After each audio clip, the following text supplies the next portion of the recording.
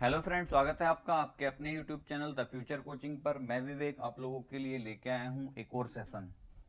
जैसा कि आप जानते हैं, आज है 29 जुलाई और आज से हमारे चैनल पे आपको जो यूपी पुलिस का आपका कांस्टेबल का री एग्ज़ाम होने वाला है, उसके लिए मॉक टेस्ट स्टार्ट होने वाले हैं। आपको हिंदी, रीजनिंग, जीके जीएस और मैथ्स चारों सब्जेक्ट के जो मॉक टेस्ट हैं वो वन बाई वन अलग अलग टाइमिंग पे आपको देखने को डेली आपको मिलने वाले हैं। तो उसी श्रृंखला में आज मैं अपना पहला मॉक टेस्ट लेके आया हूँ, जो कि है आपका जनरल इंटेलिजेंस एंड रीजनिंग का। यानी कि हम अपने मॉक टेस्ट में जो रीजनिंग वाले सवाल सेक्शन है, आज के सेशन में हम उसे डिस्कस करने वाले हैं। ये सीरीज या ये जो सेशन है आपके लिए क्यों इम्पोर्टेंट होने वाला है, क्योंकि ये जो आज फर्स्ट वाला सेशन मैं आपके लिए लेके आया हूँ, ये सेशन आपका स्पेशली जो एग्जाम में क्वेश्चन आए थे यूपी पुलिस कांस्टेबल, जो आपका 18 फरवरी 2024 को एग्जाम हुआ था शिफ्ट वन में, उसके जो क्वेश्चंस हैं वो मैं आपके लिए लेके आया हूँ। तो ये 20 क्वेश्चन का सेट होगा, 20 क्वेश्चन का एक सेट और लेके आएंगे, उसमें भी मैं पीवाई क्यों आपको देखिए। सबसे पहले हमें, जब भी हम मॉक टेस्ट सोल्व करते हैं, सबसे पहले हमें यही पता होना चाहिए कि भाई जो पिछला एग्जाम था उसमें क्वेश्चंस का ट्रेंड क्या रहा था। अगर हमारे क्वेश्चंस के ट्रेंड के अकॉर्डिंग या एग्जाम के ट्रेंड के अकॉर्डिंग हम अपनी पढ़ाई करते हैं, तो हमारे लिए कहीं ना कहीं वो चीज़ें बेनिफिशियल होती हैं, और हमारी जो स्ट्रेटेजी है, हमारी जो तैयारी है, उसे वो और अच्छा बनाने में बेहतर परफॉर्मेंस क्रिएट करती हैं हमारे अंदर। तो अब देखिए, 25 दिन का समय है। 25 दिन में आप चैप्टर ना पढ़ के, अगर आप देखिए, लगभग आपके पास 25 दिन के आसपास ही, क्योंकि आज 29 हो गई है, तो 29, 30, 31 और 22, 3, 25, बिल्कुल 25 दिन है आपके पास। अगर आप 25 दिन में कम से कम मैं ये कहता हूँ कि 50 क्वेश्चन डेली, और 50 गुना 25 करेंगे तो कितने हो जाएंगे, 1250 क्वेश्चन अगर रीजनिंग के विभिन्न चैप्टरों के आप लगा लेते हैं, तो ये आपके लिए सफिशिएंट रहेगा। तो उसी श्रृंखला में देखिए, मैं आपके लिए लेके आ रहा हूँ डेली 20 क्वेश्चन। और 20 क्वेश्चन जो होंगे, वो ध्यान रखिए, आपकी जो तैयारी है वो उसमें कहीं ना कहीं एक प्लस पॉइंट क्रिएट करने की कोशिश करेंगे, क्योंकि मैं हर वो क्वेश्चन आपके लिए लेके आऊँगा जिसके एग्जाम में आने की संभावनाएं ज़्यादा हैं। जैसे आज का जो हमारा सेशन है वो पूरा का पूरा हमारा पीवाईक्यू पे है, और पीवाईक्यू भी ज़्यादा पुराने नहीं है। आपका 18 फरवरी को जो पेपर हुआ था, जो कैंसिल हो गया था लीक होने के कारण, उसी के क्वेश्चन मैं आप लोगों के लिए आज के सेशन में लेके आया हूँ। तो वन बाय वन हम पहले डिस्कस करेंगे कि किस टाइप का टॉपिक था, क्या क्या क्वेश्चंस हमसे पूछे गए थे, तो वही चीज़ें हम आज के सेशन में अपने डिस्कस करने वाले हैं। चैनल पे पहली बार आए हैं तो चैनल को सब्सक्राइब करके बेल आइकन दबा लेंगे, ताकि आपको सभी नोटिफिकेशन मिलते रहें। और अगर आप इस मॉक टेस्ट का पीडीएफ चाहते हैं तो आप हमारे टेलीग्राम चैनल से जुड़ जाएंगे। टेलीग्राम चैनल का जो लिंक है वो आपको डिस्क्रिप्शन बॉक्स में मिल जाएगा, वहां जाके आप ज्वाइन बटन पे क्लिक करके हमारे चैनल से जुड़ जाएंगे। इसके अलावा हमारा जो सिलेबस है, कंप्लीट सिलेबस हमने अपने चैनल पे फ्री ऑफ कॉस्ट करा रखा है, क्योंकि हमने पूरा का पूरा जो सिलेबस है आपका, किसी भी एग्जाम की चाहे आप तैयारी कर रहे हो, उसका पूरा सिलेबस भी हमने अपने चैनल पे प्रोवाइड कर रखा है। अगर आपने वीडियोस नहीं देखे हैं, आपकी तैयारी अभी कुछ कम ही है, या आपका कोई टॉपिक वीक है, तो आप पहले जाके उस टॉपिक की वीडियोस देख लीजिए, और आपको उस उम्मीद करूंगा कि आप बेहतर करने की कोशिश करेंगे जब आप अपने एग्जाम में अटेम्प्ट कर रहे होंगे। मतलब कहने का ये कि अगर आपका कोई सेक्शन वीक है, कोई चैप्टर वीक है आपका, तो हमारी जो चैनल है उसमें प्लेलिस्ट बनी हुई है, आप प्लेलिस्ट में जाके देख सकते हैं, या फिर डिस्क्रिप्शन में आपको लिंक मिल जाएगा, वहां से भी आप अपनी उस वीक चैप्टर को क्लियर कर सकते हैं। तो चलिए शुरू करते हैं। सबसे पहला सवाल आज का, तो देखिए, मैंने बताया कि जो आपका क्वेश्चन है ये सारे के सारे 18 फरवरी 2024 को जो एग्ज़ाम हुआ है आपके, उसमें आए हुए हैं। तो उसी को हम कंटिन्यू करेंगे आज। तो पहला सवाल क्या है हमारा, देखिए, पहला सवाल है हमारा वेन आरेख से। तो मैं आपको बता दूं, जो ये 18 फरवरी का एग्ज़ाम था उसमें वेन आरेख के 2 से 3 क्वेश्चन आए थे। ठीक है, तो इंपॉर्टेंट चैप्टर बनता है कहीं ना कहीं, ये चीज भी मैं आपको बताता चलूंगा कि जो वेन आरेख वाला चैप्टर है वो कहीं ना कहीं आपके लिए कुछ ना कुछ इंपॉर्टेंस जरूर रखता है, क्योंकि 2 क्वेश्चन तो आपके आरेख वाले आए थे, और एक क्वेश्चन आया था उसमें पजल टाइप में जो आता है, मतलब पैराग्राफ टाइप में। तो वो दोनों तीनों क्वेश्चन जो इस शिफ्ट के थे, वो मैंने आज की इस क्लास में रखे हुए भी हैं। तो चलिए, क्वेश्चन क्या कह रहा है, निम्नलिखित में से कौन सा आरेख बुद्धि, चिंता और शक्ति के बीच संबंध को सबसे अच्छी तरह दर्शाता है। देखिए जब हम वेन आरेख पढ़ते हैं, मैं थोड़ा सा आपको चैप्टर के बारे में बता दूं। वेन आरेख कह दो या वेन डायग्राम कह दो, इसमें देखिए 3 तरीके से कंडीशन बनती हैं, ठीक है। या तो कुछ वाली, या सभी वाली, या कोई नहीं वाली, ठीक है। 3 तरीके से आपके क्वेश्चन बनते हैं कि कैसे, कि या तो भाई आपकी कंडीशन ऐसी बन रही होंगी कि एक चीज दूसरे के अंदर पूरी तरह से समाहित होगी, ठीक है। ये तो कुछ वाला था, लेकिन हमने यहाँ पे थोड़ा सा, 1 मिनट, सभी वाले की बात कर रहे थे, तो सभी वाला तो ये है। तो सभी वाले में क्या होगा कि एक चीज दूसरे के अंदर पूरी तरह से समाहित होगी। कुछ वाले में क्या कंडीशन होगी, कुछ वाले में कंडीशन होगी जैसे एक दूसरे को थोड़ा सा क्रॉस करके जा रहे होंगे। तो ये वाली जो कंडीशन है जो मैं हाईलाइट कर रहा हूं आपके सामने, ये किसको रिप्रेजेंट कर रही है, कुछ वाले को।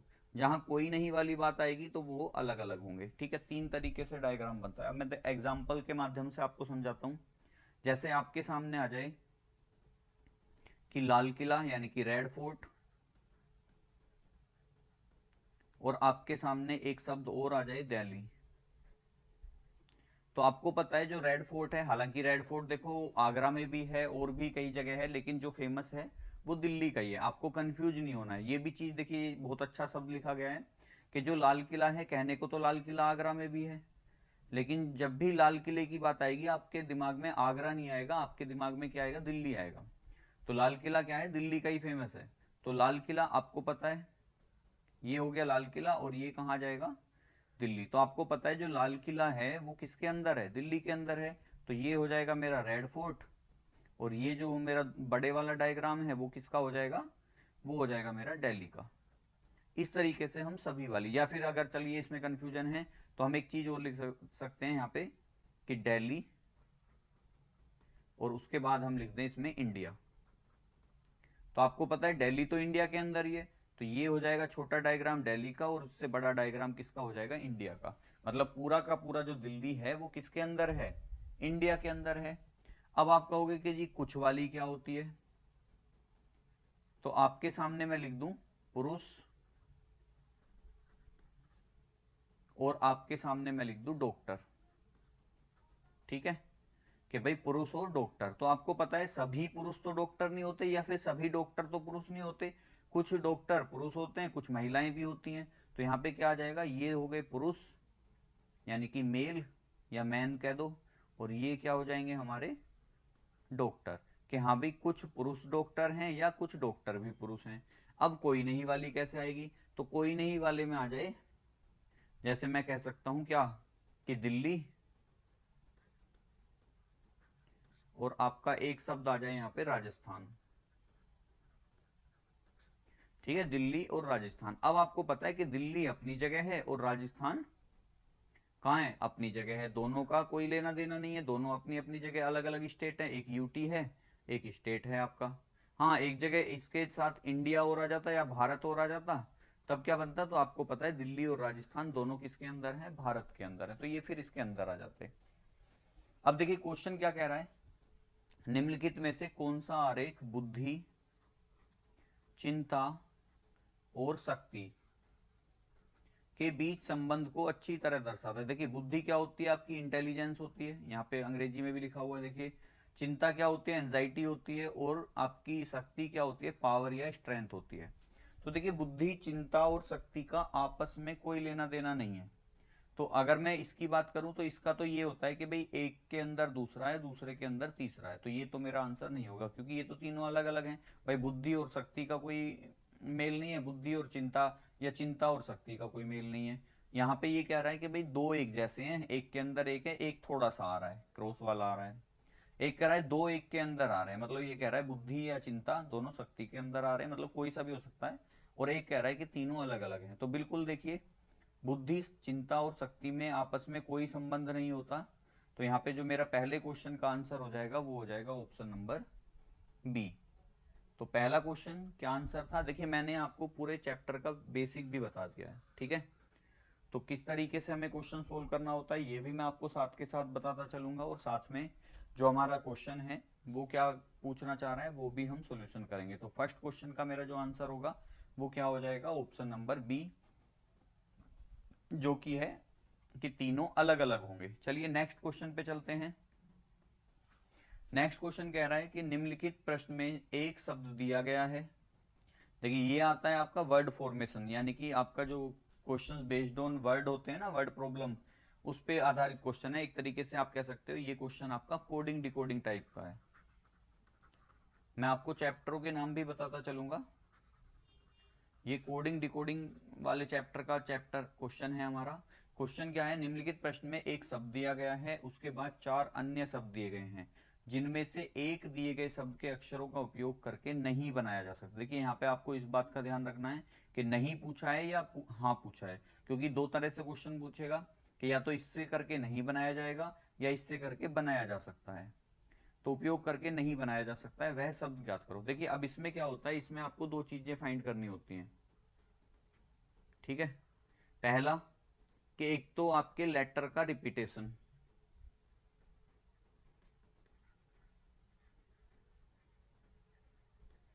क्या चेक करना है, लेटर का रिपीटेशन, और एक आपको चेक करना है आउटसाइड लेटर। बस दो ही चीजें ध्यान रखनी है, चाहे वो बनाया हुआ पूछे या ना बनाया हुआ पूछे। होता क्या है कि भाई देखो, लेटर का रिपीटेशन से मतलब है कि अगर मेरे क्वेश्चन में आ रहा है APPLE, मतलब जो मुझे विकल्प दिए हुए हैं उनमें मुझे क्या दे रखा है APPLE, यानी कि P जो है मेरा 2 बार है।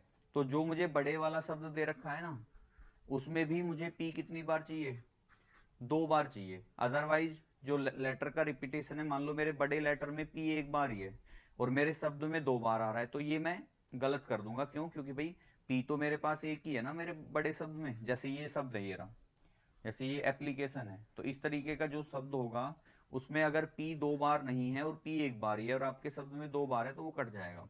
आउटसाइड लेटर का मतलब है मेरे शब्द में E है ही नहीं या L है ही नहीं मेरे शब्द में, और मतलब बड़े वाले शब्द में आपको ध्यान रखना, बड़े वाले शब्द पे फोकस करना है कि बड़े वाले शब्द में L है ही नहीं और मेरे वर्ड में L आ रहा है, तो ये आउटसाइड लेटर हो गया। मतलब ये भी गलत हो जाएगा जब आपसे बनाया गया पूछा जाए। अब नहीं बनाया गया होगा तो भी यही कंडीशन आएगी, क्योंकि अगर रिपीटेशन हो रही है तो कहीं ना कहीं एक्स्ट्रा आ गया, वो नहीं बनना चाहिए था। आउटसाइड आ गया तो भी। अब देखिए चलिए क्वेश्चन से समझते हैं हम।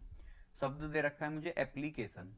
अब देखो एप्लीकेशन में आपको पता है ओ, देखो पहला शब्द क्या है, पोलोनिया, तो आपको पता है मेरा ओ कितनी बार आ रहा है, 2 बार आ रहा है, और इसमें क्या बार आ रहा है, एक बार ही आ रहा है ओ। तो आंसर तो मेरा कंफर्म ए ही होगा, लेकिन मैं और बता देता हूं, जैसे POINT है मेरा पॉइंट। अब देखो इसमें P ये रहा, O ये रहा, I ये रहा, N ये रहा, T ये रहा, तो सब एक एक बार मिल गए। एंटिक ANTIC, एंटिक मिल गया। ऑप्टिकल तो OPTICA, और L का है एप्लीकेशन, ये रहा L। तो अब देखो मैंने बताया था ना आउटसाइड वाला लेटर ये आ रहा, देखो सॉरी रिपीटेशन आ रही है हमारी, आउटसाइड तो नहीं है, रिपीटेशन आ रही है। कैसे, एक बार मैं इसे क्लीन कर लेता हूँ थोड़ा सा। अगर आप ध्यान से देखेंगे तो मेरे पहले जो ऑप्शन है उसमें क्या दे रखा है मुझे, पहले ऑप्शन में दे रखा है मुझे पोलोनिया, और पोलोनिया में ओ कितने हैं, ओ 2 हैं, लेकिन मेरे पूरे इस शब्द में ओ कितने हैं, एक ही है। अब जब मेरे शब्द में एक ही ओ है तो दूसरा तो बाहर से आया है, तो मेरा आंसर क्या हो गया, यही हो गया। क्योंकि उसने नहीं पूछा है तो ये नहीं बनेगा, क्योंकि पोलोनिया में 2 ओ आ रहे हैं मेरे शब्द में जबकि एक ही ओ है, तो मेरा आंसर क्या हो जाएगा, बाकी तीनों बन रहे हैं, ठीक है। तो यहाँ पे नहीं वाला और हाँ वाला ये चीज देखने की कौन सा बनाया जा सकता है कौन सा नहीं बनाया जा सकता है, तो ये दोनों चीजों पे ध्यान रखना है आपको। चलिए नेक्स्ट क्वेश्चन पे बढ़ते हैं। नेक्स्ट क्वेश्चन क्या कह रहा है, एस ए से लंबा है और आर सी से लंबा है लेकिन वी से छोटा है, एस सी से छोटा है, तो उनमें से सबसे लंबा कौन है। देखिए ये क्वेश्चन आ जाएगा आपका रैंकिंग टेस्ट का, ठीक है। ये क्वेश्चन किसका है, रैंकिंग टेस्ट से ये क्वेश्चन, क्रम व्यवस्था परीक्षण से, ठीक है। तीसरा चैप्टर मेरा कौन सा बना इसमें, रैंकिंग टेस्ट। क्वेश्चन क्या कह रहा है, एस ए से लंबा है और आर सी से लंबा है। देखो मैं कंडीशन बना लेता हूं कि एस जो है वो ए से लंबा है और आर सी से लंबा है, आर लंबा है सी से, लेकिन वी से छोटा है। कौन? देखिए लेकिन आ रहा है, और जब लेकिन आता है तो वी वाला हमेशा पहले वाले से कनेक्ट करता है, ध्यान रखना। अगर जो आता तो वी सी से कनेक्ट करता। तो ये जो आर सी से लंबा है लेकिन वी से छोटा है, तो यानी कि मुझे एक बात पता चल गई कि वी जो है वो आर से, सॉरी आर ही बन गया दोनों तरफ, कोई बात नहीं, यहाँ क्या आएगा हमारा, वी आएगा, कि वी जो है हमारा आर से बड़ा है, एस सी से छोटा है। तो देखो एस मेरे पास यहां था, और ये जो है सी से भी छोटा है, तो कहीं ना कहीं ये ऐसे आएंगे, एस सी से छोटा है। तो उनमें से सबसे लंबा कौन है? मुझे बताओ सबसे लंबा कौन है? ए हो गया, एस हो गया, सी हो गया, आर हो गया, वी हो गया। तो सबसे लंबा कौन है यहाँ पे? सबसे लंबा हो जाएगा वी। तो ऑप्शन नंबर ए मेरा हो जाएगा इस क्वेश्चन का राइट आंसर। चलिए बढ़ते हैं नेक्स्ट क्वेश्चन पे। नेक्स्ट क्वेश्चन है, देखिए मैंने कहा था ना वेन आरेख से आपके 3 क्वेश्चन आएंगे, तो पहला क्वेश्चन सबसे पहला ही था। दूसरा क्वेश्चन ये पजल टाइप में आता है कि ये भी आपका वेन आरेख का ही है। इसमें आपको कुछ कंडीशन दे रखी होंगी कि निम्नलिखित आकृति का अध्ययन करें और नीचे दिए गए प्रश्न का उत्तर दें। देखिए यहाँ पे जो रेक्टेंगल यानी कि आयत है आपका, वो किसे रिप्रेजेंट कर रहा है? विवाहित लोगों को। जो आपका ये व्रत है वो किसे रिप्रेजेंट कर रहा है? संयुक्त परिवार में रहने वाले लोग। और जो आपका त्रिभुज है वो कौन है? स्कूल शिक्षक। क्वेश्चन क्या पूछ रहा है? कौन से अक्षर से उन लोगों को दर्शाया जाता है जो संयुक्त परिवार में रहते हैं लेकिन न तो विवाहित हैं और न ही शिक्षक। अब देखिए मुझे पता है मेरे पास 3 पॉइंट हैं, 1 2 और 3। अब मुझे उसी पॉइंट पे फोकस करना है जो मुझसे पूछा है। कह रहा है कि कौन सा उन लोगों को दर्शाता है जो संयुक्त परिवार में रहते हैं लेकिन न तो विवाहित हैं, मतलब मुझे विवाहित वाला कॉलम भी नहीं चाहिए और न ही शिक्षक हैं, और मुझे शिक्षक वाला कॉलम, मुझे केवल चाहिए जो संयुक्त परिवार में आ रहा हो। अब संयुक्त परिवार में कौन आ रहा है?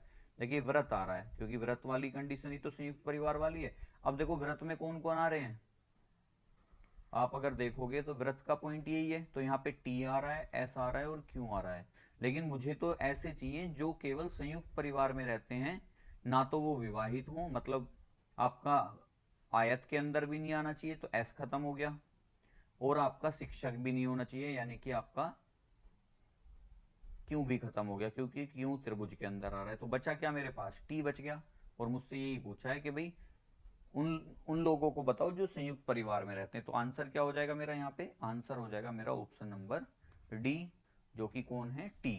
क्योंकि टी ऐसा व्यक्ति है जो संयुक्त परिवार में तो रहता है लेकिन न तो वो आपका शिक्षक है और न ही विवाहित है। तो उम्मीद करूंगा आपको क्वेश्चन जो है वो समझ में आ रहे होंगे। पैटर्न आपको मैं बताने की कोशिश कर रहा हूँ कि किस किस टॉपिक से आपके क्वेश्चन एग्जाम में पूछे गए थे। सेशन पसंद आ रहा है तो सेशन को एक बार लाइक कर देंगे, साथ में चैनल पे पहली बार आए हैं तो चैनल को आप एक बार सब्सक्राइब कर लेंगे, ताकि आपको सभी अपडेट्स और नोटिफिकेशन मिलते रहें। साथ में टेलीग्राम चैनल को ज्वाइन कर लेंगे, क्योंकि जल्दी जल्दी मैं आपको ये सेशन कराने वाला हूँ। चलिए क्वेश्चन क्या कह रहा है? नेक्स्ट क्वेश्चन है हमारा, निम्नलिखित प्रश्न में एक शब्द दिया गया है, इसके बाद 4 अन्य शब्द दिए गए हैं, जिनमें से एक दिए गए शब्द के अक्षरों का प्रयोग करके नहीं बनाया जा सकता। देखिए पिछले वाला भी क्वेश्चन, अच्छा ये तो हमारा वही रिपीट हो गया शायद क्वेश्चन। हाँ बिल्कुल, देखिए एप्लीकेशन वाला था ये, तो ये दोबारा से क्वेश्चन रिपीट हो गया, कोई बात नहीं। इसका आंसर हमारा क्या बना था? इसका आंसर बना था हमारा पोलोनिया। तो राइट आंसर, क्योंकि हम इस क्वेश्चन को कर चुके हैं तो हम अपना टाइम वेस्ट इस पे नहीं करेंगे। नेक्स्ट क्वेश्चन पे चलते हैं। नेक्स्ट क्वेश्चन है, देखिए नॉन वर्बल रीजनिंग का क्वेश्चन आ गया है आपका। नॉन वर्बल रीजनिंग में भी कौन सा है? कंप्लीशन ऑफ फिगर, मतलब आकृति को कंप्लीट करना है या फिर हिडन आकृति को फाइंड करना है, कैसे भी कह सकते हो आप। कह रहे हैं कि एक्स पता लगाएं कि आकृति, अच्छा फिगर एक्स पता लगाएं कि आकृति एक्स, एक्स कौन सी है? ये वाली आकृति एक्स में दिए गए टुकड़ों से 1 2 3 4 यानी कि विकल्पों में से कौन सी आकृति बनाई जा सकती है। मतलब आपको बताना है कि जो एक्स आकृति है ये इसके टुकड़े हैं। देखो पहला टुकड़ा ये रहा, दूसरा टुकड़ा ये रहा, तीसरा टुकड़ा ये रहा और चौथा टुकड़ा ये रहा। इन चारों टुकड़ों से इनमें से कौन सी आकृति बनाई जा सकती है, ये मुझे बताना है। अब मैं कैसे बताऊंगा? देखिए फाइंड करूंगा मैं तो सबसे पहले मैं क्या करता हूं, सबसे पहले मैं ट्राइंगल को पकड़ता हूं। ये रहा ट्राइंगल मेरे पास, अब मैं देखूंगा कि ट्राइंगल किस किस में है। देखो इसमें ट्राइंगल है ये रहा, इसमें भी देखिए चेंज हो सकता है उसका डायरेक्शन, लेकिन ट्राइंगल होना चाहिए। इसमें भी ट्राइंगल है, क्या इसमें ट्राइंगल है? देखो इसमें कहीं भी ट्राइंगल नहीं है, तो मेरा ये ऑप्शन खत्म। अब मैं उठाता हूं इसको कि ये तरीके से मेरा एल शेप में है। अब देखो क्या इसमें, देखो आकृति तो कुछ कुछ यही है, लेकिन यहाँ पे देखो ये फ्लैट है एकदम। छोटी छोटी चीजें पकड़नी होती है हमें। यहाँ पे ये बिल्कुल फ्लैट है, यहाँ क्या हो रहा है, यहाँ ये थोड़ा वर्टिकल जा रहा है, तो खत्म। यहाँ पे ये हो सकता है, देखो ये रहा बिल्कुल, ये बिल्कुल हो सकता है, तो ये मेरा आंसर हो सकता है। यहाँ पे है, बिल्कुल है, यहाँ पे है, बिल्कुल है। हालांकि देखिए इनकी लेंथ थोड़ी सी बड़ी लग रही है मुझे इस वाले की, कि इस वाले की लेंथ थोड़ी सी ज्यादा है। चलिए पर बाद में देख लेंगे इस चीज को। तो यहाँ पे दूसरा ऑप्शन भी खत्म हो गया। मेरा जो आंसर बचेगा वो दो, देखो इसकी तो जरूरत ही नहीं थी मुझे, मेरे पास 2 और 3 ऑप्शन बच रहे हैं। चलिए 1 2 3 4 चारों ही दे रखे हैं। उसके बाद देखो मुझे 1 है 2 बार, क्या मेरा 1 2 बार दिख रहा है? देखो अगर मैं इसमें देखूं तो आपको पता है इसमें मेरा 1 जो है कोई सा भी नहीं बन रहा, क्योंकि देखो इसमें कोना इस तरीके से निकल रहा है, ठीक है, इस तरीके से कॉर्नर आ रहा है ये, लेकिन इसमें तो कहीं नहीं दिख रहा मुझे ऐसा कॉर्नर, क्योंकि यहाँ पे देखो बिल्कुल ट्राइंगल शेप में आ रहा है ये। जबकि इसमें क्या बन रहा है, इसमें अगर मैं बनाऊं भी तो कुछ इस तरीके से, कुछ इस तरीके से, कुछ इस तरीके से ये बन रहा है, और ये ही ऐसे बन रहा है। तो ये भी मेरा आंसर नहीं है। बचेगा क्या, देखो ये रहा, दूर से ही हमें दिख जाएगा कि हमें, देखो ये कोना ये रहा, ये वाला, और एक हमारा ये रहा, देखो। तो मुझे ट्राइंगल भी मिल गया, मुझे ये स्क्वायर वाला भी मिल गया, 1 भी मिल गया, और ये एल टाइप में मिल गया। तो आंसर क्या होगा, 3 नंबर। अब 3 नंबर कहाँ है, 4 2 3 1, तो ऑप्शन नंबर सी क्या हो जाएगा। देखो ऐसे क्वेश्चनों को करने में आपको जल्दबाजी नहीं करनी है, आपको चाहे आधा मिनट फालतू लग जाए आपको, क्योंकि देखिए मैं आपको यही कोशिश कर रहा हूँ, क्योंकि मुझे भी लगभग 6 से 7 साल का एक्सपीरियंस है इस चीज, इस फील्ड में पढ़ाने का, कि बच्चे कहाँ गलती करते हैं, जल्दबाजी कहाँ कर देते हैं। अब बच्चे 1 2 पॉइंट देखेंगे वो सही कर देंगे तुरंत, लेकिन आपको ऐसे क्वेश्चन जो नॉन वर्बल रीजनिंग होती है आपकी, उसमें आपको बिल्कुल भी जल्दबाजी नहीं करनी है। अब चाहे आधा मिनट फालतू लग जाए, 1 मिनट लग जाए, लेकिन आपके 2 नंबर पक्के होने चाहिए। यहाँ ये नहीं है कि हम 2 नंबर पक्के तो करके आए, लेकिन बाहर आते वो 2.5 नंबर कम हो गए, मतलब नेगेटिव के ओर चले गए सही करने के चक्कर में। तो जल्दबाजी बिल्कुल नहीं करनी है जब भी नॉन वर्बल रीजनिंग आप करोगे। चलिए नेक्स्ट क्वेश्चन पे चलते हैं। Find out from the amongst, चलिए हिंदी में पढ़ते हैं हम, थोड़ा इंग्लिश में टाइम ज्यादा लगेगा। 4 विकल्पों में से पता लगाएं कि पारदर्शी सीट को बिंदुदार रेखा पर मोड़ने पर पैटर्न कैसा दिखाई देगा। ऑप्शन है, देखिए सबसे पहले तो हमें चित्र क्या दे रखा है, एक्स दे रखा है। अब एक्स में क्या है, हमें ये इस तरीके से एरो दे रखी है। 1 मिनट, चलिए पहले मैं थोड़ा सा इसे क्लीन कर लेता हूँ, दोबारा से बताता हूँ। देखो सबसे पहले हमें क्या दे रखा है, इसमें एरो दे रखी है इस तरीके से, ये है और ये है, ठीक है, एक डॉट दे रखा है यहाँ पे, फिर ऐसे ही यहाँ पे दे रखा है, और रेखा को मोड़ना कहाँ है, इस वाली लाइन पे। अब मुझे बताओ जब मैं इस वाली लाइन पे इसे फोल्ड करूंगा तो कैसा बनेगा ये, चाहे मैं इधर से कर दूं चाहे इधर से कर दूं, तो ये वाली जो लाइन है ये इसी के ऊपर आ जाएगी, ये वाली इसके ऊपर आ जाएगी, और ये जो बिंदु है ये भी इस बिंदु के ऊपर आएगा। तो मेरे ऑप्शन क्या क्या दे रखे हैं, पहला ऑप्शन देखो ये दे रखा है, दूसरा ऑप्शन एक्स एक्स नहीं बनेगा, 1 2 3 4 चारों अलग अलग थोड़ी ना आएंगी, ये भी नहीं, क्योंकि बिल्कुल देखो पैरेलल है ये, तो एक दूसरे के समानांतर रहेंगी बिल्कुल। और ये 2 डॉट आ जाएंगे, नहीं आएंगे, तो दो, तो आंसर क्या बनेगा मेरा, पहला नंबर।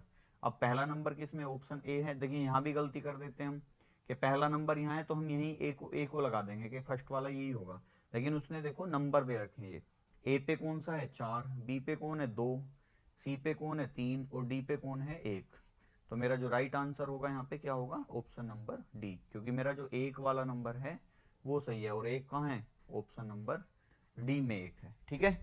तो चलिए नेक्स्ट क्वेश्चन पे चलते हैं। नेक्स्ट क्वेश्चन क्या कह रहा है हमारा, जल्दी जल्दी करेंगे, इधर उधर की कोई हमें बातें नहीं करनी है, बस हमें क्वेश्चंस पे फोकस करना है। आखिरी के जो 20 दिन हैं हमारे, उसमें हमें जल्दी जल्दी ये क्वेश्चंस करने हैं। अब देखो ये क्वेश्चन क्या है, कि वह विकल्प चुनिए जो दिए गए संयोजन की दर्पण छवि से काफी मिलता जुलता है। अब देखिए दर्पण छवि का मतलब है मिरर इमेज।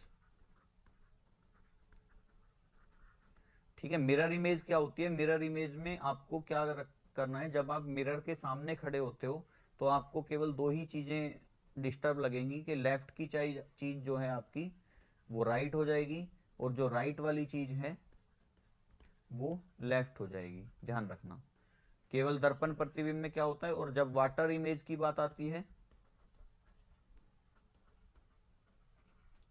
तो वाटर इमेज में आपका जो टॉप वाली चीज होती है वो बॉटम में चली जाती है और जो बॉटम वाली चीज होती है वो कहाँ चली जाती है? टॉप पे चली जाती है। मतलब इसमें तो आपका हॉरिजॉन्टल चेंज होता है, इसमें आपका वर्टिकल चेंज होता है। ध्यान रखना, कारण क्या है कि देखिए वाटर जो होता है वो हमेशा नीचे होता है।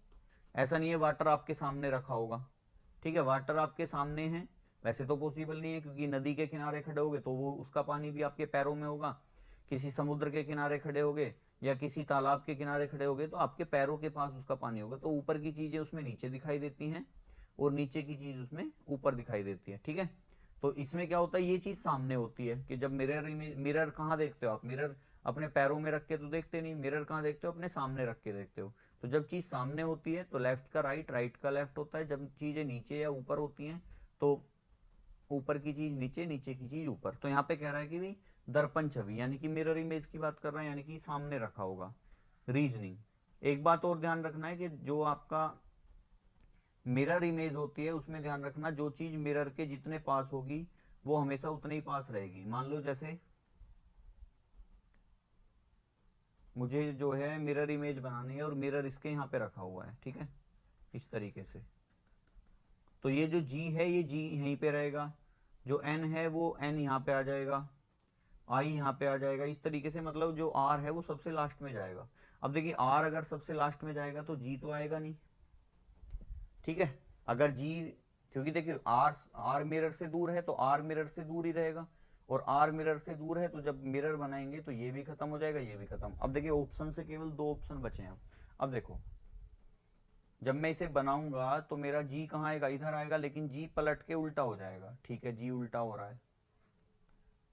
ठीक है, उसके बाद एन है, एन भी उल्टा हो जाएगा। तो ठीक है, एन भी उल्टा हो रहा है मेरा। आई पे कोई प्रभाव नहीं पड़ता है, आई जैसा है वैसा का वैसे ही रहेगा। तो ये तीनों हो गए। फिर एन आ गया तो एन यहाँ पे भी देखो उल्टा हो गया।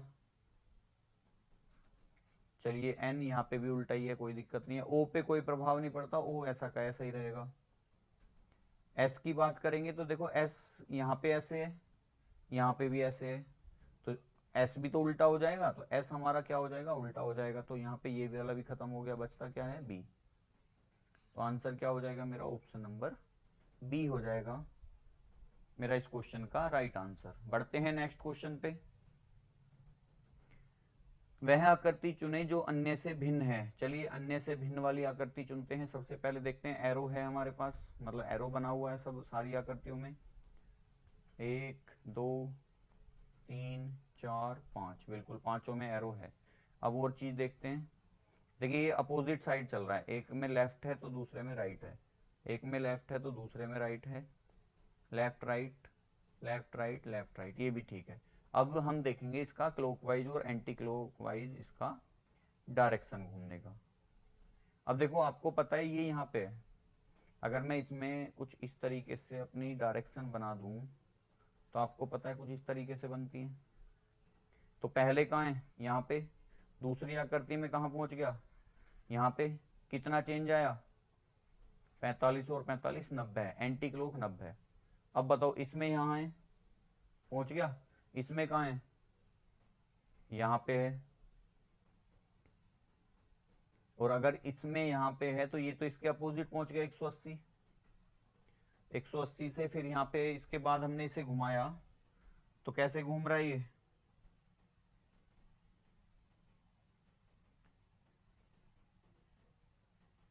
नेक्स्ट हमारा घूम रहा है ये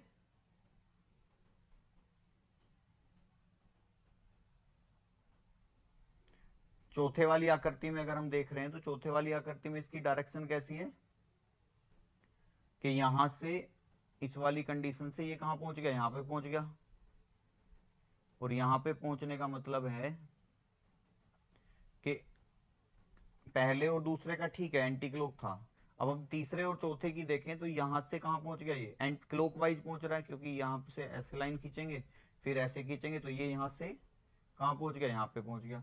अब देखो दो एंटी क्लॉक हैं, दो क्लॉक वाइज हैं, ऐसे तो कोई कंडीशन नहीं बन रही, कंडीशन कहीं ना कहीं कुछ और रही होगी। तो चलिए एक बार दोबारा से कुछ और कंडीशन इसमें मिला के देखते हैं, क्योंकि चीजें हमें मैच कर करके ही देखनी है। एक बार मैं इसे क्लियर कर देता हूं, एक सेकंड रुकेंगे, थोड़ा सा इसमें यहां से हटाया। चलिए क्वेश्चन है हमारा,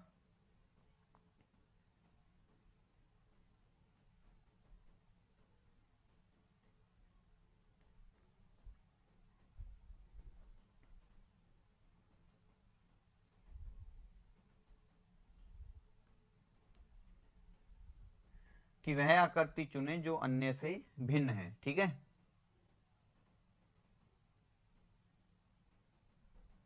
अगर हम देखें, देखिए क्लॉकवाइज एंटी क्लॉकवाइज से तो कुछ हो नहीं रहा। अब हम और कुछ देखते हैं कि ये जो मेरा एरो दे रखा है इसने, कि देखिए ये जो एरो है इसके इधर देखें तो ये बॉक्स बिल्कुल ऊपर की तरफ आ रहा है, और राइट साइड देखें तो ये बॉक्स इसके नीचे जा रहा है। ठीक है, अगली वाले में देखते हैं तो एरो के राइट साइड में देखें तो देखो ये ऊपर आ रहा है और लेफ्ट साइड में ये नीचे जा रहा है। इसमें देखें कि लेफ्ट साइड में देखो नीचे जा रहा है, क्योंकि एरो से लेफ्ट साइड यही होगा, और राइट साइड वाला ऊपर है, एरो के राइट साइड वाला ऊपर है, एरो के राइट साइड वाला ऊपर है, एरो के राइट साइड वाला ऊपर है, और एरो के राइट साइड वाला ऊपर है। तो लेफ्ट साइड वाला देखो नीचे की तरफ जा रहा है, मतलब इधर से देख रहा हूं तो ये नीचे आ रहा है, इधर से देख रहा हूं तो ये भी नीचे आ रहा है, इधर से देखा तो ये भी नीचे आ रहा है, और इधर से देखा था ये भी नीचे आ रहा है, जबकि इसमें क्या हो रहा है, लेफ्ट साइड पे देखने पे ये ऊपर आ रहा है। तो यानी कि जो पहले वाली आकृति है, देखिए कितना सिंपल सा लॉजिक था, लेकिन सारी चीजें घुमा के देख ली। तो पहला नंबर कहाँ है मेरा, डी ऑप्शन में, तो डी ऑप्शन का आंसर क्या हो जाएगा मेरा, एक जो है मेरा सही आंसर है। तो उम्मीद करूंगा ये चीज आप अच्छे से समझ गए होंगे।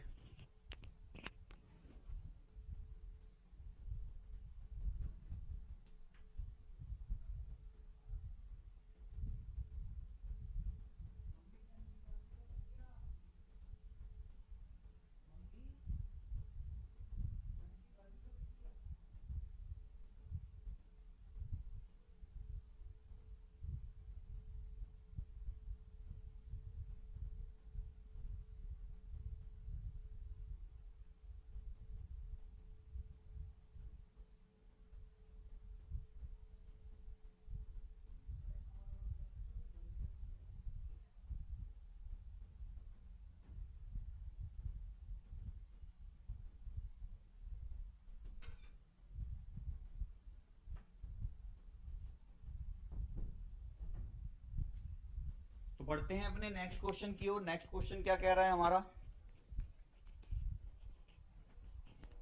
नेक्स्ट क्वेश्चन है कि एक टोकरी में 12 दर्जन सेब हैं,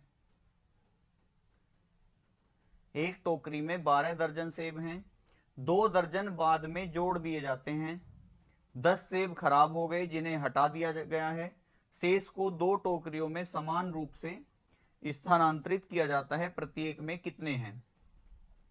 देखिए आपको पता है 12 दर्जन सेब हैं, ठीक है, आपको पता होना चाहिए कि जो दर्जन की क्वांटिटी होती है वो कितनी होती है, एक दर्जन में कितनी क्वांटिटी होती है, 12। ठीक है, कि एक दर्जन में सेबों की संख्या कितनी है, 12। अब एक टोकरी में 12 ही दर्जन सेब हैं, तो यानी कि हम कह सकते हैं कि 12 इंटू 12, सेबों की संख्या कितनी है, 144। 2 दर्जन बाद में जोड़े जाते हैं, तो 12 दूनी कि 2 गुना 12 कितने हो जाएंगे, 24। चलिए 10 सेब खराब हो गए तो -10, तो शेष को 2 टोकरियों में समान रूप से स्थानांतरित किया जाता है, प्रत्येक में कितने। देखो कितना आसान सवाल था, बिल्कुल सिंपल लैंग्वेज बेस्ड क्वेश्चन है। अब अगर मैं 144 में 24 जोड़ूंगा तो 144, 1054, 1064, 4, 168, 168 में से 10 घटाऊंगा तो कितना बचेगा 158। अब 158 को दो टोकरियों में करना है, तो मतलब 2 से डिवाइड करना है। तो 158/2, 2 सत्ते 14 और 2 निम 18। तो यानी कि प्रत्येक टोकरी में कितने सेब हैं 79। तो ऑप्शन नंबर डी क्या हो जाएगा मेरा इस क्वेश्चन का राइट आंसर हो जाएगा। नेक्स्ट क्वेश्चन पे चलते हैं। नेक्स्ट क्वेश्चन है, देखिए ये एक तरीके से कोडिंग डिकोडिंग का ही कह सकते हैं हम इसे, क्योंकि ये क्वेश्चन क्या कह रहा है हमारा, निम्नलिखित में से कौन सा विकल्प नीचे दिए गए शब्दों का सार्थक क्रम होगा। अब देखिए हमें क्या करना होता है इसमें, या तो इंक्रीजिंग ऑर्डर में लगाने होते हैं या डिक्रीजिंग ऑर्डर में।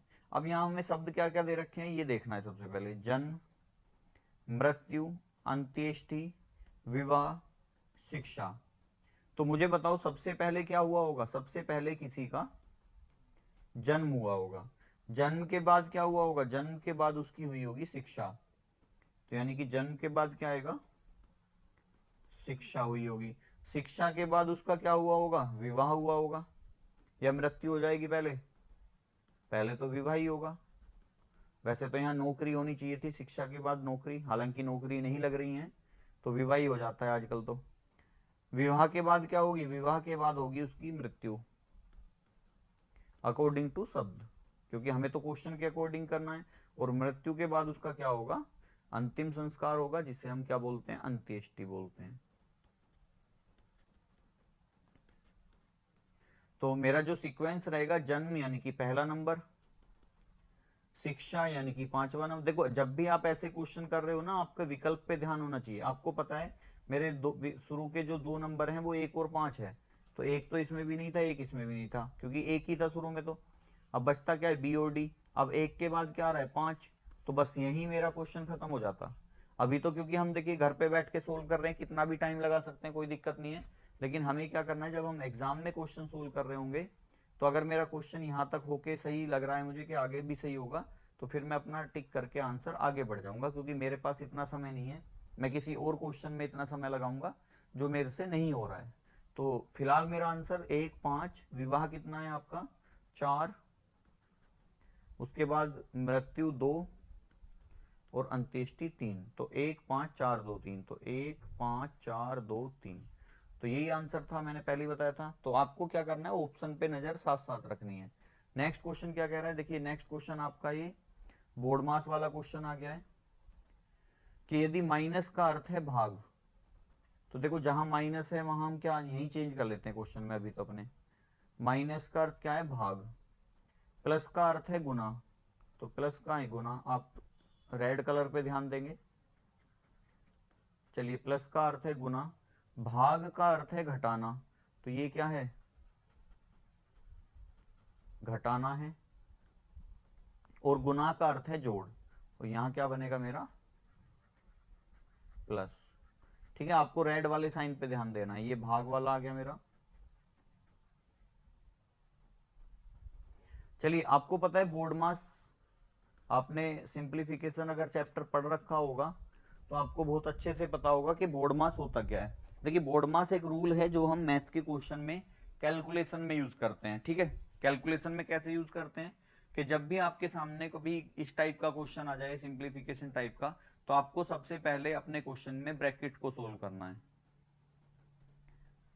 ब्रैकेट में भी आपको पता है 3 होते हैं कि एक स्मॉल होता है, एक मीडियम होता है और एक आपका लार्ज होता है। तो इसमें भी सीक्वेंस होता है, पहला, दूसरा और तीसरा। तो सीक्वेंस होता है कि पहले स्मॉल वाला ब्रैकेट, फिर मीडियम वाला, फिर लार्ज वाला। ठीक है, ब्रैकेट के बाद क्या होगा, ओ। ओ का मतलब होता है ऑफ, और ऑफ का मतलब होता है का, और का मतलब भी गुना होता है। ठीक है, डी का मतलब होता है डिवीजन यानी कि भाग। एम का मतलब क्या है, मल्टीप्लिकेशन, या मल्टीप्लाई लिख देता हूं मैं खाली, यानी कि गुना। ए का मतलब क्या है आपका, एडिशन यानी कि आपका जोड़। और एस का मतलब क्या है आपका, सब्ट्रैक्शन।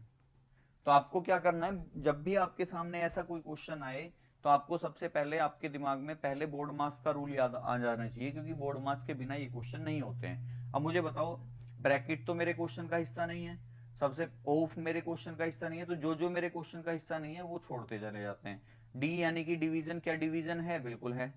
तो डिवीजन जब मैंने किया तो 6 छंग 36, 6 आ गया। डिवीजन के बाद मल्टीप्लाई, मल्टीप्लाई कहाँ है? ये रहा। तो 2 तिया 6, ये भी 6 हो जाएगा। बीच में साइन कौन सा है? माइनस का है। इधर कौन सा है? प्लस का है। और ये कौन सा है? 18। तो 18 और 6 24, 24 में से 6 जाएंगे, 18 बचेंगे। या फिर ये भी कह सकते हो ये प्लस का 6 है, ये माइनस का 6 है, दोनों कट जाएंगे। तो आंसर क्या आ जाएगा मेरा? 18 आ जाएगा। 12 18 8 3। तो आंसर क्या होगा मेरा? ऑप्शन नंबर बी हो जाएगा मेरा यहाँ पे राइट आंसर, जो कि कितना है? 18। और उम्मीद करूंगा ये चीज आप बहुत अच्छे से समझ पा रहे होंगे। बढ़ते हैं नेक्स्ट क्वेश्चन पे। नेक्स्ट क्वेश्चन क्या कह रहा है? देखिए तीसरा क्वेश्चन है ये वेन आरेख का। इस शिफ्ट में तीसरा क्वेश्चन है, जबकि अभी तो पूरे क्वेश्चन लिए भी नहीं है, हो सकता है एक आधा और भी हो।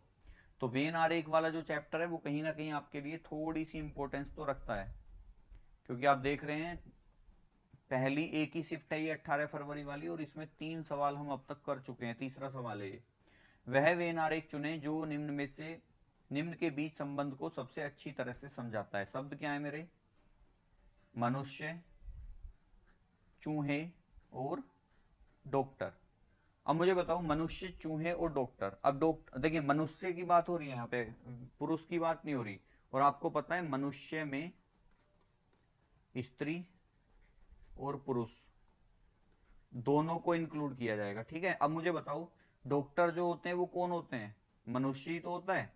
तो सबसे पहले डॉक्टर आना चाहिए, फिर आना चाहिए मनुष्य। क्या चूहे मनुष्य हैं? कहेंगे चूहे जीव तो हैं, जीवन तो है, लेकिन वो मनुष्य नहीं है, क्योंकि मनुष्य में तो स्त्री और पुरुष आते हैं। तो चूहे क्या हो जाएंगे? चूहे आपके अलग से आ जाएंगे। तो मेरा जो इस तरह का कोई ऑप्शन होगा वो मेरा सही आंसर हो जाएगा। जैसे ऑप्शन नंबर सी आप देख रहे हैं, तो इसी तरीके से है कुछ कि भाई एक के अंदर दूसरा आ रहा है और एक अलग है। तो ये तो हो जाएंगे आपके डॉक्टर, ये हो जाएगा आपका मनुष्य, और ये कौन हो जाएंगे? ये हो जाएंगे आपके चूहे, ठीक है।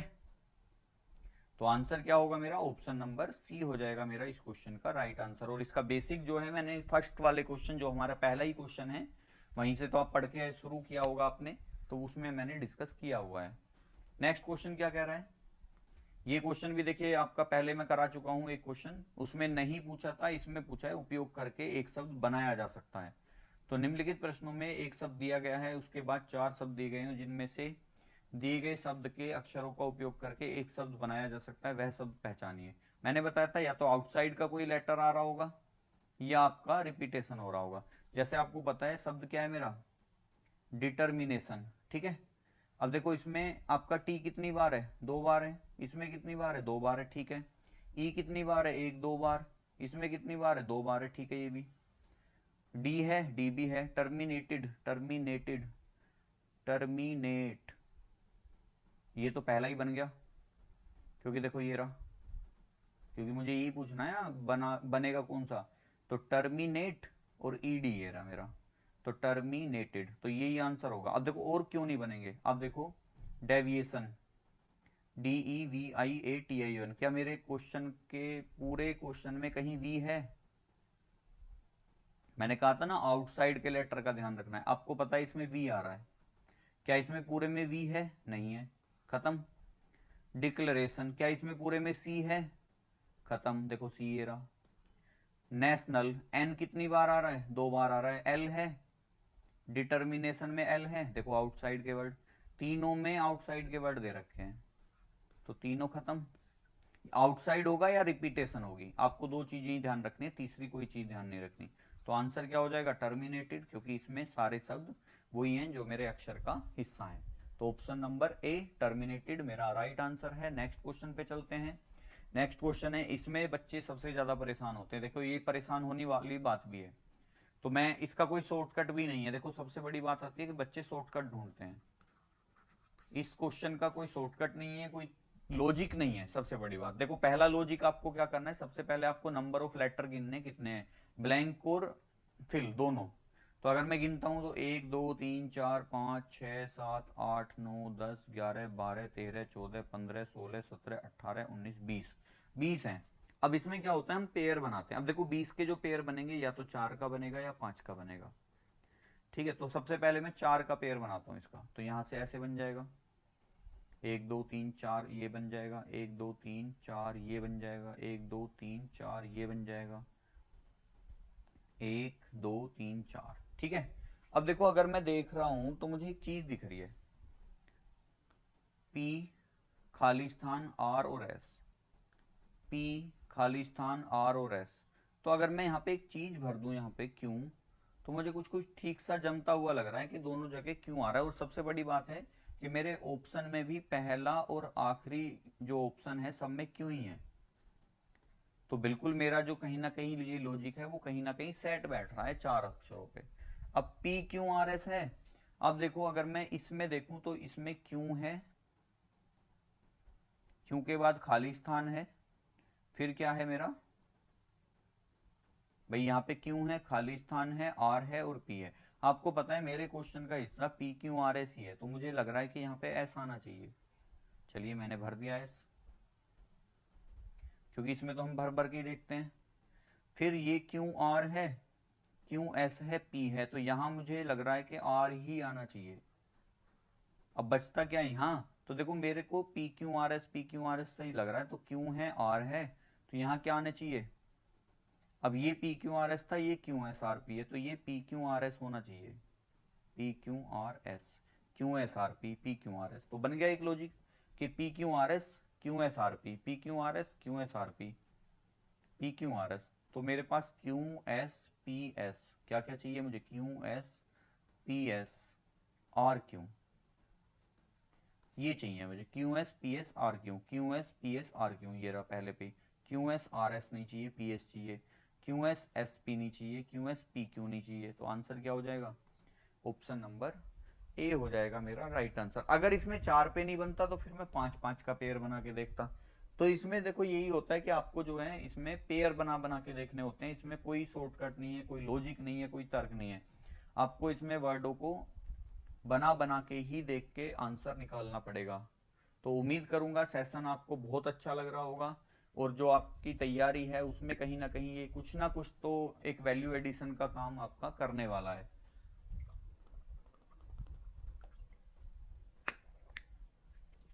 25 दिन है, 25 दिन में देखिए आप क्या कर सकते हैं। 60,000 वैकेंसी है आपके सामने, आपको केवल एक वैकेंसी चाहिए। ठीक है, तो केवल एक वैकेंसी पे आपको लड़ना है, और आप अगर अच्छे से कर जाते हैं तो आप यकीन मानिए ये चीज़ आपके हाथ में होगी। आने वाले एक साल में आपकी जो वर्दी की चाह होती है वो आपके बदन पर होगी, और आप या तो ट्रेनिंग कर रहे होंगे या तब तक अपनी ट्रेनिंग को कंप्लीट कर चुके होंगे। तो बढ़ते हैं नेक्स्ट क्वेश्चन पे। नेक्स्ट क्वेश्चन क्या कह रहा है मेरा, नेक्स्ट क्वेश्चन है मेरा, दिए गए विकल्पों में वह सही विकल्प चुने जो श्रृंखला को पूरा करेगा। तो देखिए यहाँ पे आपकी आ गई है नंबर सीरीज। किसकी बात कर रहे हैं हम, नंबर सीरीज की। और नंबर सीरीज की जब हम बात करेंगे तो दो तरीके की होती है, एक मिसिंग नंबर और एक रोंग नंबर। ये क्वेश्चन नहीं आता है 99% आपके एग्जाम्स में मिसिंग नंबर आता है। और मिसिंग नंबर पे आपको क्या करना है, मिसिंग नंबर के क्वेश्चन जब भी आप करोगे आप डिफरेंस ले लेके कर लो। अगर आपके पास टाइम है, सीरीज समझ में नहीं आ रही है, तो आप उसका मल्टीपल डिफरेंस ले लो, डिफरेंस से आपका आंसर हो जाएगा। कैसे, देखो सबसे पहले मेरे पास 98 है तो मैंने 98 लिखा, फिर मेरे पास 81 है, मैंने 81 लिखा, फिर मेरे पास 64 है, फिर मेरे पास 47 है, फिर मेरे पास 30 है, और फिर मुझसे पूछा गया है क्या आएगा। मुझे बताओ 98 और 81 का डिफरेंस कितना आएगा। आप कहोगे 81, 10 91 और 7 98, 17 का डिफरेंस माइनस में। 64 और 81, 64 10 74, 86 और 81, ये तो सिंपल लो पहले वाले में ही हो गया। -17 तो ये भी इतना ही होगा। 47 10 57, 3 60 64 -17। 47 से 30 कैसे आएगा, -17 करके, तो 30 से -17 करूंगा तो कितना बचेगा, 13 बचेगा। ऑप्शन क्या क्या है मेरे, 17, 15, 13 और 11। तो ऑप्शन क्या आ जाएगा मेरा, ऑप्शन नंबर बी आ जाएगा मेरा इस क्वेश्चन का राइट आंसर, जो कि कितना है, 13। तो नंबर सीरीज में देखिए, अगर बाई चांस मेरा इससे आंसर नहीं आता तो मैं दूसरा डिफरेंस लेता इस तरीके से, ठीक है। ये तो था नहीं मेरे पास, तो मैं यहाँ पे उसे जो 3 में आता, या यहाँ भी नहीं आता तो तीसरे वाला डिफरेंस तो मेरा लास्ट है, कि इन दोनों से तो मेरा आंसर आ ही जाता। तो अगर आपसे सीरीज नहीं बन पा रही है, आपको परेशानी हो रही है, तो उसका बेस्ट ऑप्शन होता है डिफरेंस। या तो देखो आपको पैटर्न समझ में आ ही जाएगा, अदरवाइज आप क्या करोगे, डिफरेंस ले लो, ठीक है। चलिए बढ़ते हैं नेक्स्ट क्वेश्चन पे। नेक्स्ट क्वेश्चन क्या है हमारा, नेक्स्ट क्वेश्चन है हमारा कोडिंग डिकोडिंग का।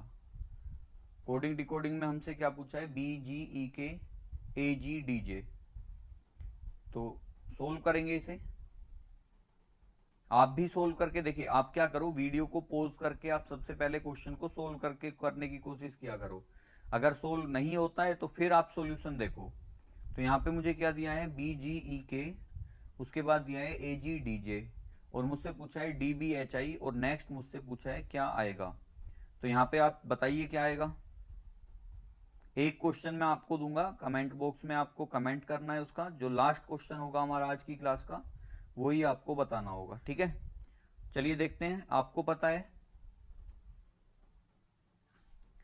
कि बी से क्या बन गया। देखो यहाँ पे हमें क्या करना है, या तो सबसे पहले तुम नंबर डाल लो इसमें, या ऐसे ही देख लो, जैसे बी कितने पे आता है, 2 पे, जी कितने पे आता है, 7 पे, ई कितने पे आता है, 5 पे, के कितने पे आता है, 11 पे, ये 1 पे है, ये 7, ये 4 और ये 10, ठीक है। तो अगर हम देखें यहाँ पे कितना है, डी कितने पे आएगा, 4 पे, बी कितने पे आएगा, 2 पे, एच कितने पे आएगा, 8 पे, और आई कितने पे आएगा, 9 पे। तो आप देख रहे हैं 2 से कितना हो गया, 1, 7 से कितना हुआ, ये दूसरे वाला 7 ही है, 5 से कितना हो गया, 4, और 11 से कितना हो गया, 10। यानी कि सेकंड वाले को उसने कोई चेंज नहीं किया, तो सेकंड वाला बी होना चाहिए। तो अगर जहां सेकंड वाला है वहां इतना ही रहेगा। अब देखो क्या दूसरे नंबर पे बी आ रहा है, इसमें नहीं है, इसमें नहीं है, इसमें नहीं है, इसमें है, लेकिन बाकी माइनस भी तो होनी चाहिए। 4 से 3 यानी कि सी, एच से जी यानी कि 7, और आई से H 8, C B G H. तो बिल्कुल देखिए मेरा जो डी ऑप्शन है उसमें यही ऑप्शन है।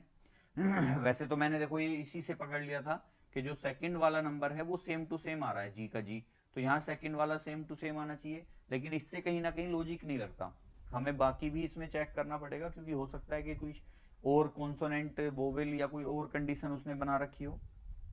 तो यहाँ पे लेकिन उसने कुछ नहीं बनाया था, सिंपल बाकियों में -1 हो रहा है, जो सेकंड वाला नंबर है उसमें सेम टू सेम लिख रहा है। तो सी बी जी एच मेरा आंसर हो जाएगा, राइट आंसर हो जाएगा ऑप्शन नंबर डी। और बढ़ते हैं नेक्स्ट क्वेश्चन पे। नेक्स्ट क्वेश्चन आपका आपका आपका आ गया है ये किससे, आपका आ गया है ये फिगर काउंटिंग से, यानी कि आकृतियों की गणना। किससे आ गया, आकृतियों की। देखिए राइटिंग से आप थोड़ा सा कोशिश करें, कोऑपरेट करेंगे, क्योंकि राइटिंग ऐसी आती है थोड़ी सी पेन टैप पे। आकृतियों की गणना यानी कि काउंटिंग ऑफ फिगर्स पूछ रहा है, निम्नलिखित आकृति में कितने त्रिभुज हैं। अब देखो सबसे पहले मैं आपको बेसिक बताता हूँ थोड़ा सा, कि भाई मैंने बनाया एक त्रिभुज, तो इसमें कितने हैं, एक। अब मैंने इस एक त्रिभुज के अंदर एक छोटी सी लाइन बीच में खींच दी। अब इसमें कितने हो गए, आप कहोगे 1, 2 और एक ये बड़े वाला, क्योंकि एक तो ये हो गया, एक ये हो गया छोटा, और एक ये हो गया छोटा, और एक सबसे बड़ा। तो जैसे ही मैंने इसमें बीच में एक लाइन खींची, कितने त्रिभुज हो गए, 3। अब इसी लाइन को अगर मैं गिनतियों को बढ़ा दूं तो 1 और 1 2 कर दूं। अब इसमें कितनी लाइन, कितने हो गए, देखिए 1, 2, 3, 4 और एक ये 5, ठीक है। और कौन सा है, एक बनेगा आपका, देखो ये वाला, ये वाला 6। तो अब इसमें जब मैंने 2 लाइन खींची तो मैं क्या करूंगा, इसमें नंबर डाल दूंगा सीधे सीधे।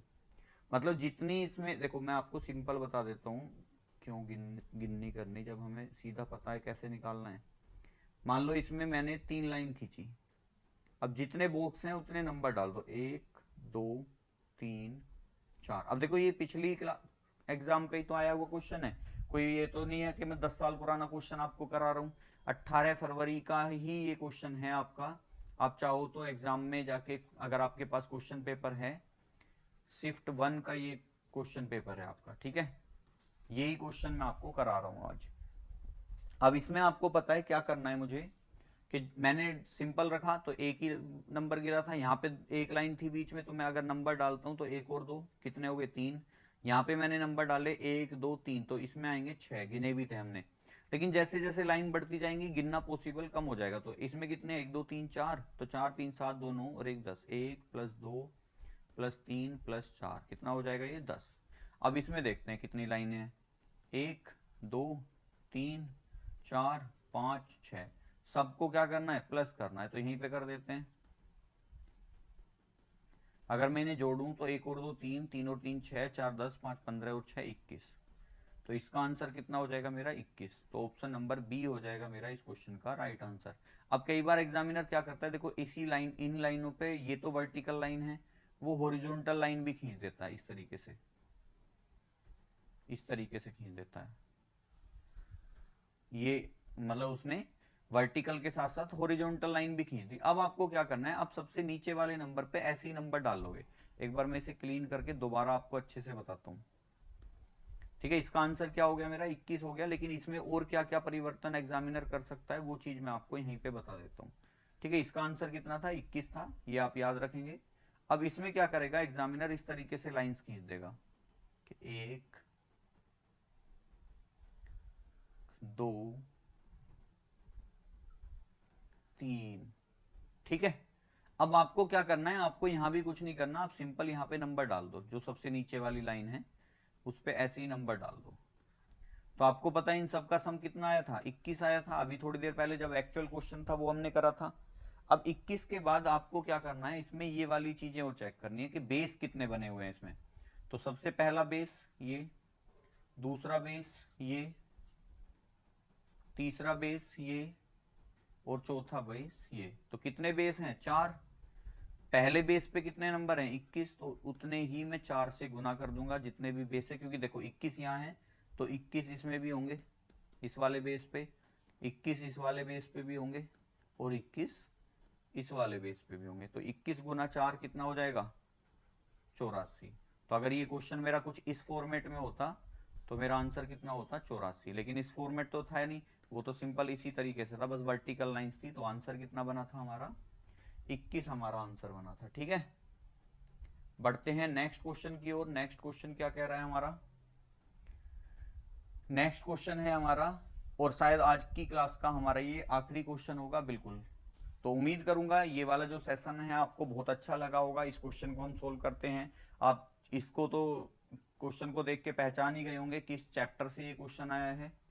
ये चैप्टर है आपका दिशा परीक्षण, और कोई भी एग्जाम आ जाए ये चैप्टर नहीं छूटता है। रीजनिंग का ये चैप्टर ऐसा होता है कि इससे कभी भी आपका जो क्वेश्चन है वो बाहर नहीं जाता है, कि इससे तो क्वेश्चन आता ही आता है। कह रहा है एक व्यक्ति अपने घर से, अब देखिए दिशाओं की बात करें हम, पहले बेसिक, वैसे तो हमारी वीडियो पड़ी हुई है पूरे चैप्टर की, लेकिन फिर भी मैं आपको बता देता हूँ। देखो ये आपकी 4 दिशाएं हैं, ईस्ट वेस्ट नॉर्थ और साउथ, ये मूल दिशाएं होती हैं।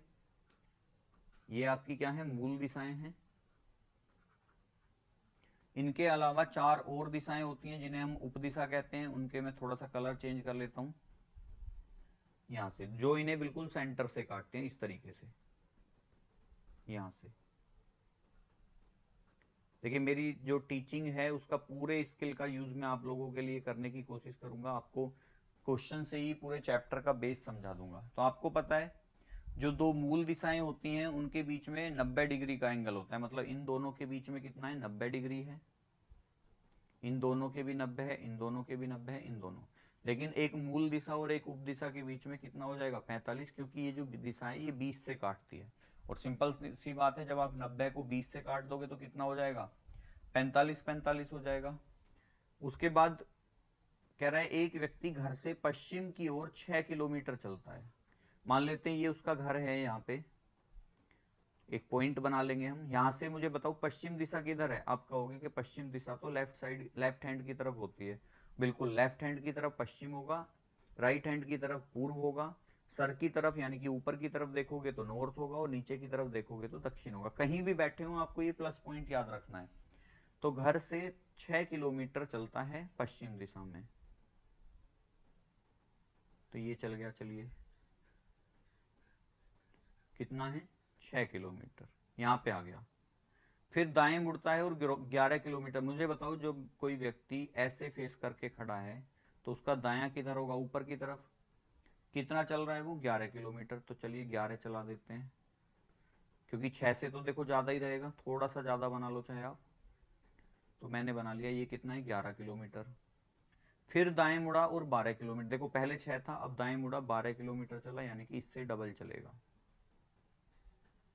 जो इतना था उससे डबल चलेगा, यानी कि ये 12 आ गया, यहाँ पे आ गया। फेस पूरब में हो गया उसका। फिर दाएं मुड़ता है और 12 किलोमीटर चलता है। अब देखो यहाँ से दाएं मुड़ेगा तो आपको पता है जब मैं पूरब की तरफ फेस कर रहा हूँ तो मेरा लेफ्ट हैंड ऊपर की तरफ होगा, राइट हैंड नीचे की तरफ। कितना चल रहा है वो। फिर दाएं मुड़ता है और 12 किलोमीटर चलता है। देखो पहले कितना था, 11, तो इससे तो थोड़ा सा नीचे जाएगा। मैंने कह दिया इतना चला गया वो, ठीक है। ये कितना है, 12। फिर दाएं मुड़ता है और 6 किलोमीटर। देखिए आपको पता है ये 6 था, अगर ये 6 है तो ये भी 6 होगा। मतलब आपको पता है यहाँ से स्टार्ट किया था उसने। अब ये इन दोनों के बीच की दूरी कितनी है, 6, क्योंकि ये 6 है। कह रहे हैं फिर दाएं मुड़ता है और 6 किलोमीटर चलता है, तो वापस कितना आ जाएगा वो, यहाँ आ जाएगा 6। मतलब इस बिंदु पे पहुंच जाता है वो यहाँ से, ठीक है। ये एक्स्ट्रा आ गया, कोई बात नहीं। वह व्यक्ति अपने घर से कितनी दूरी पर है। आपको पता है उसका घर कहाँ है, ये रहा। अब वो व्यक्ति कहाँ है, यहाँ पे। तो कितना होगा ये वाला पूछा है आपसे। तो मुझे बताओ, ये 11 है, ये 12 है। मतलब इससे अगर मैं थोड़ी सी लाइन इस तरीके से खींचूं तो ये कितनी है, 1 है। और अगर ये 1 है तो ये भी 1 होगा। मतलब अब वो अपने घर से कितनी दूरी पर है, 1 किलोमीटर की दूरी पे है। तो ऑप्शन क्या हो जाएगा मेरा, 1, 23, 12 और 17। तो यहाँ पे मेरा राइट आंसर क्या हो जाएगा, राइट आंसर हो जाएगा 1 किलोमीटर। और उम्मीद करूंगा मैं आज का सेशन आपको पसंद आया होगा। सेशन पसंद आया है क्योंकि ये हमारा लास्ट क्वेश्चन था, और आज की क्लास में हमने पूरे 20 क्वेश्चंस का ये सेट था पूरा आपका। और जो सेट रहेगा वो हमारा 20 क्वेश्चंस का ही रहेगा, ताकि हमारा जो सेशन है वो जल्दी जल्दी खत्म हो जाए। और उम्मीद करूंगा इस सेशन से आपको बहुत सारी चीजें जो हैं वो अच्छे से समझ आई होंगी, क्योंकि मैंने कोशिश की है कि हर चैप्टर का जो बेस है वो आपको थोड़ा थोड़ा यहाँ पे बताता चलूँ। क्योंकि देखिए अब 20 दिन में चैप्टर्स कर पाने तो पॉसिबल नहीं है, लेकिन हम प्रैक्टिस सेट के माध्यम से पूरा का पूरा सिलेबस, कैसे क्वेश्चन आते हैं, कैसे क्वेश्चन पूछे गए थे, क्योंकि अभी तो मैंने प्रीवियस ईयर ही आपको पता रखे हैं इसमें। तो इस टाइप के क्वेश्चन आपके बहुत पूछे जाते हैं, आपको ध्यान देना है। वीडियो पसंद आया है तो वीडियो को एक बार लाइक कर देंगे। चैनल पे पहली बार आए हैं तो चैनल को सब्सक्राइब कर लेंगे, साथ में बेल आइकन दबाएंगे। और वीडियो पसंद आ रही है तो वीडियो को एक लाइक, और साथ में अपने दोस्तों के साथ इसे शेयर करना न भूलें। टेलीग्राम चैनल से नहीं जुड़े हैं तो टेलीग्राम चैनल से जुड़ जाइए। ये जो आपकी क्लास थी इसका पीडीएफ आपको टेलीग्राम चैनल के माध्यम से प्रोवाइड करा दिया जाएगा। बस आपको क्या करना है, टेलीग्राम चैनल का लिंक आपको डिस्क्रिप्शन में दे रखा है, वहां पे जाके उस पर क्लिक करेंगे तो डायरेक्ट ज्वाइन बटन पे क्लिक करके आप हमारे चैनल से जुड़ जाएंगे। इसके अलावा आपको जीके जीएस के नोट्स, करंट अफेयर के नोट्स भी आपको वहां पे प्रोवाइड कर दिए जाएंगे, वो भी बिना किसी शुल्क के, यानी कि फ्री ऑफ कॉस्ट। तो मिलते हैं नेक्स्ट सेशन में, नेक्स्ट मॉक टेस्ट में कुछ और शानदार क्वेश्चंस के साथ। तब तक बने रहें और अपनी तैयारी को कंटिन्यू करते रहें।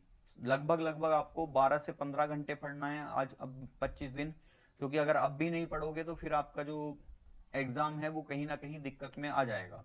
तो मिलते हैं नेक्स्ट मॉक टेस्ट में, तब तक के लिए एंजॉय योरसेल्फ, थैंक यू।